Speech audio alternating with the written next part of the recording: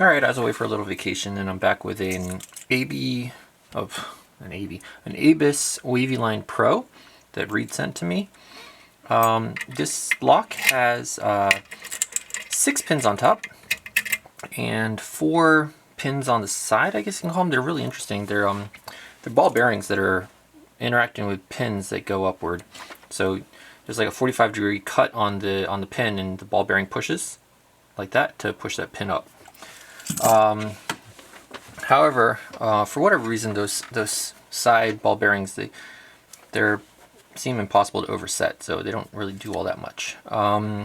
There's also a little trap ball in here that we'll get to, and I'll show you what happens when you get trapped and how to get out of it. But basically, I'll put some tension on here. I'm using this top of keyway tensioner on the bottom. Gives me a little lift. The keyway is pretty open, and this gets me closer to the pins. So first thing I'll do is I'll start on these side ball bearings and basically just go through and if it's binding, I'll push on it. And I'm just using a hook because it's fairly easy to push on. But even if it's not, and you push on it, like I said, they're basically impossible to overset. So no big deal. I can't even tell if I'm on one. I'm just kind of pushing around. But let's see. All right, the first one. Second one, and I find that I go through it and I'll push on them a few times just to make sure they're all lifted and that I got them all out of the way. Alright, let's go one more time. 1, 2, 3. Can't feel the fourth one. Go beginning. 1, 2, 4. 1, 2, 3, 4. Just making sure that they're lifted and out the way. I don't know if this is necessary. A bunch of times I haven't picked this lock. I picked it once last week and then once today, and that was it. Alright, so hopefully they're out the way. Now we'll just feel up top for any binders. So this first one here is loose. 2's loose. 3's loose. I think that's 4. Alright, I think this is 6 feels like it's binding, so go ahead and lift up on that. Oof, might have overlifted that. That's an ugly click. I was pushing too hard. 1, 2. We'll click from 3, 4, click. Just whatever is binding. Come back to the beginning. Oh, one. I think one's binding now. Lift up on 1. Falling off the tensioner there that I'm using as my kind of levering point. Click from 1, little bit of plug motion there. I think 2's not quite binding, but maybe. Check some of the other ones to see if I feel anything.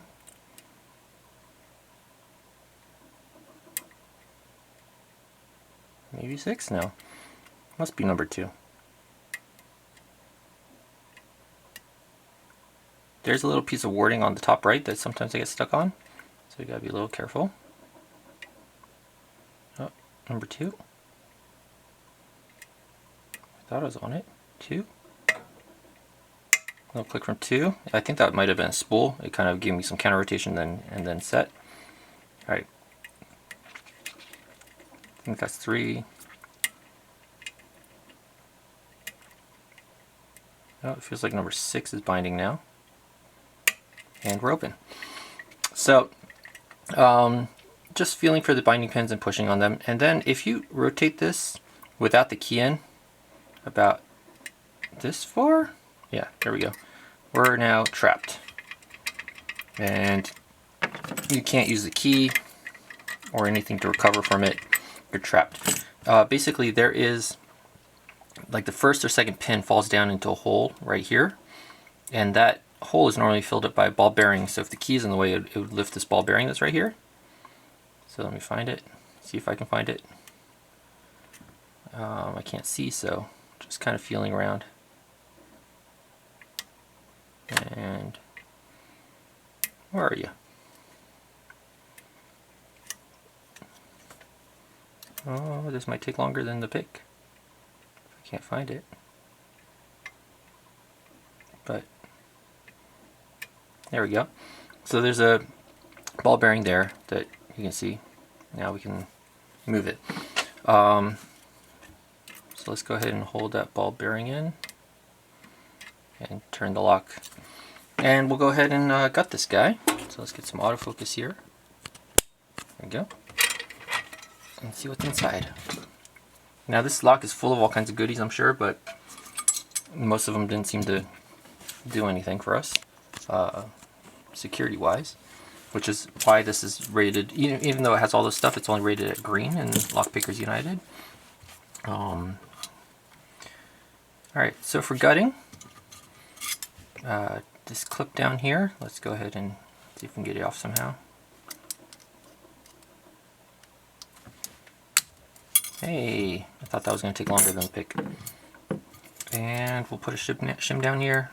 Probably not necessary, but you know, with the trap hole and all that stuff. We'll just push that along the top a little. That's good enough. Get a follower. This is a fatter follower. This has got a pretty fat plug. And the pins are up top.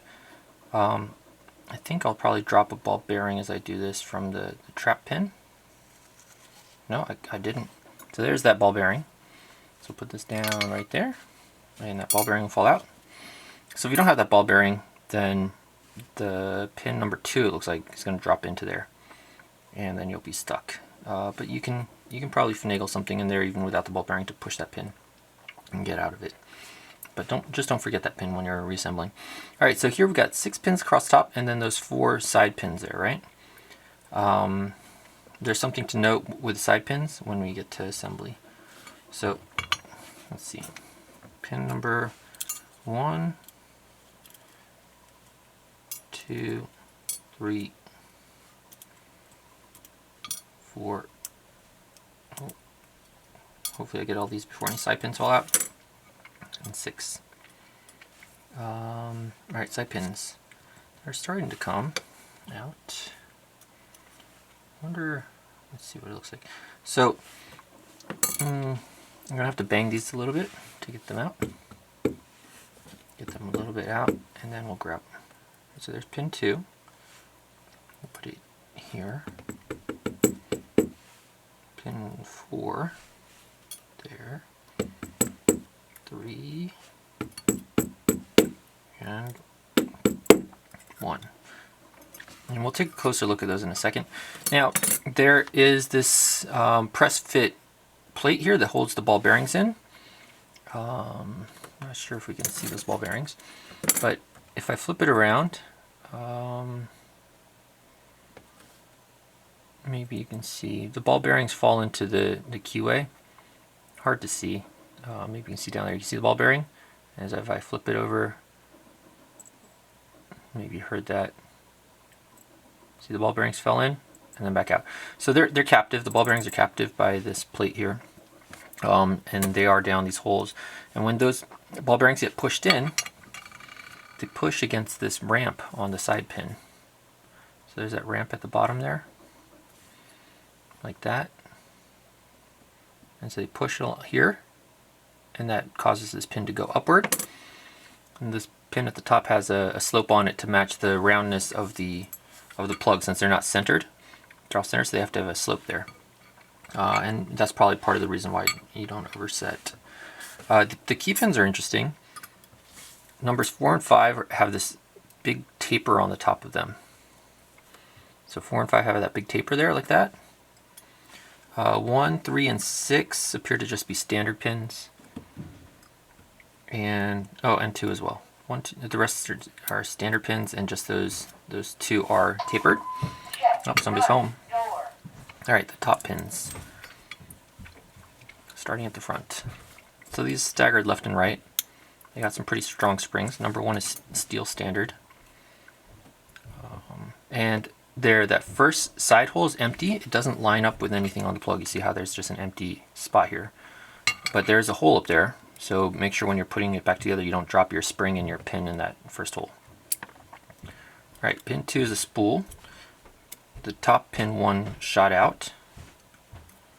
Or the side pin 1 shot out with its spring there. Here's a... Alright, what's next?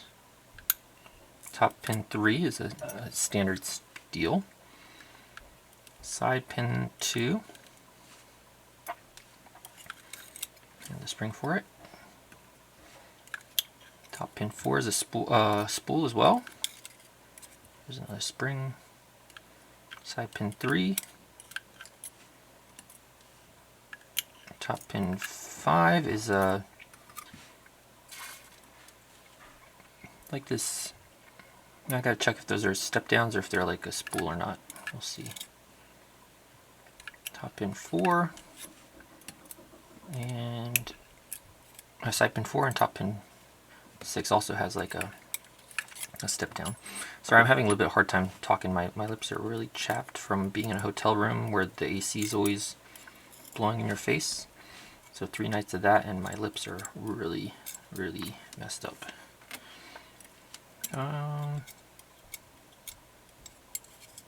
So those are all the top springs, and then there should be 2 more side springs. 1 more side spring. Yes, number 3. There we go. On the last side spring. All right, so let's look at some of these driver pins. We have this one here. This is number 6. It's just a step down. It's a step down, meaning you have to pick it twice. So step down, and that 6, remember I hit that late, and because I hit it early and I hit it late, so that got open. And then 5 is the same step down, but this one's steel. Sorry, keeping out of focus, out of practice. 2 and 4 are spools, and 1 and 3 are standard. These side pins, they got this point where facing the spring. I don't know why. They're not why they're not flat. I don't know. And then this is where they go and meet the plug. So the shear line is at an angle. The bottom pin, the side pins for that, you can see they have this taper to them. Oh, I guess that's why they can't be overset. You can taper up and then they just drop back down to the shear line. So yeah, so those are really easy, the side pins. You got the ball bearing for the trap area, and nothing special on this plug. This I couldn't get out, so those ball bearings are trapped. And then that one closed spot, you got to be aware of that when you're putting it back together. Don't put the spring in the pin that first side chamber. All right, anyways, that's the Abus Wavyline Pro. All right, thanks everyone. Bye.